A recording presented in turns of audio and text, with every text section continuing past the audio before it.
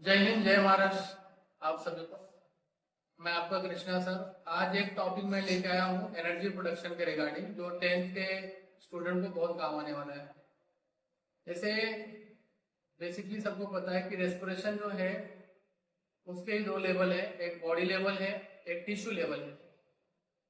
तो body level जो respiration है, थ्रू द नोज हम जो ऑक्सीजन इनहेल करते हैं वो हमारी लंग्स में जाने के बाद वो ब्लड कैपिलरीज में मिक्स हो जाती है, और जो ब्लड कैपिलरीज में मिक्स ऑक्सीजन है वह पूरे बॉडी में सर्कुलेट होता है। फिर ये ऑक्सीजन हमारे सेल्स में पहुंच जाते हैं। जो एनर्जी प्रोडक्शन है उसके लिए भी जो दूसरा पार्ट है सेलुलर रेस्पिरेशन। इफ सपोज आप क्या करते हो, कोई फूड मटेरियल कंज्यूम करते हो, सपोज आप कार्बोहाइड्रेट कंज्यूम करते हो every day for energy utilise करने के लिए, एनर्जी को प्राप्त करने के लिए, तो ये पूरी तरह क्या करता है, एनर्जी को फॉर्म करता है in the form of ATP, और this energy store in the form of ATP. And इस प्रोसेस में जो ग्लूकोज होता है, ग्लूकोज को स्टेप बाय स्टेप ऑक्सीडाइज किया जाता है in cell. This is called the cellular respiration. And there are also two type, one is aerobic respiration, another is anaerobic respiration. Aerobic respiration mean that इसमें oxygen involve है, anaerobic respiration मतलब इसमें oxygen involve नहीं है। अब oxygen का use करके हम एनर्जी कैसे प्रोड्यूस करते हैं उसके स्टेप्स हम लोग देखने वाले हैं। फर्स्ट स्टेप है ग्लाइकोलाइसिस। ग्लाइकोलाइसिस ये जो प्रोसेस होता है, this process occurred in the cytoplasm, and a molecule of glucose is oxidized step by step in this process, and each molecule of, that is pyruvic acid, NADH2 and water are formed. And in this process pyruvic acid is converted into the acetyl coenzyme A. A molecule of pyruvic acid is formed, is also converted into the acetyl coenzyme A, and during this process CO2 and NADH2 are released.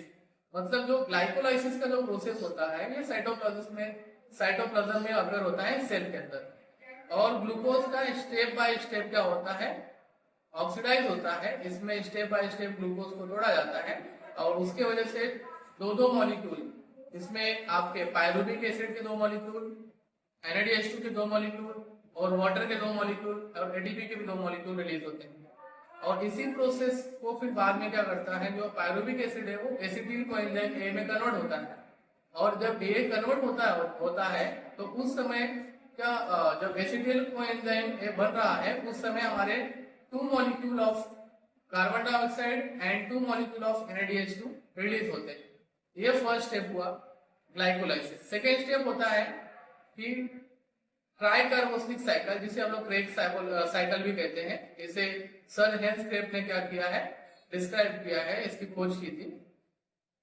जो acetyl coenzyme A है, the both molecule of acetyl coenzyme A enter in the mitochondria and cyclic chain reaction is called the tricarboxylic, and जो part of acetyl coenzyme A, acetyl is oxidized in this process and molecule of CO2, H2O, NADH2, FADH2 are formed।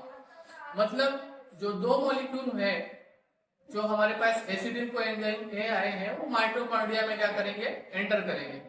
Enter करने के बाद जो try carboxylic cycle है इसके ऊपर operate होगा, और ऑपरेट होने के बाद जो एसिटिल है उसका पूरी तरह से ऑक्सीडेशन होगा, ऑक्सीडाइज होगा, और यहाँ पे फिर H2O, CO2 और NADH2, FADH2, ATP ये डिराइव होगा।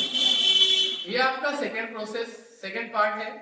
इसमें फिर थर्ड पार्ट आता है जो इलेक्ट्रॉन ट्रांसफर चेन रिएक्शन। के नाम से है। Electron transfer chain reaction, okay, a molecule of NADH2 FADH2 are form all above the process and it take participate in the electron transfer chain reaction. A 3 molecule of ATP obtained by the 1 NADH2 and 2 molecule of ATP is obtained by the 1 FADH2. Okay, and beside these ATP, water molecule are formed in this reaction. Okay, and electron transfer chain reaction is operated only in mitochondria. In this reaction, the anaerobic respiration is involved and the glucose is oxidized in this reaction, okay, and CO2 and H2O are released and energy is formed.